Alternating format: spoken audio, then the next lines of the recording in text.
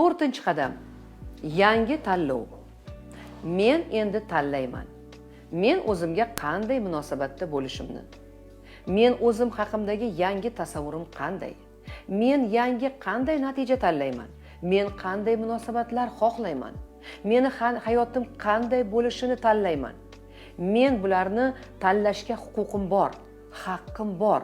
Hattoki bu kimgadir yoqmasa ham, kimdir bundan xafa bo'lsa ham, kimdir bundan ranjisa ham, norozi bo'lsa ham, kimdir buni qoralasa ham, kimdir meni adolatsizlikda ayblasa ham, baribir bu meni tanlovim va meni bunga haqqim bor.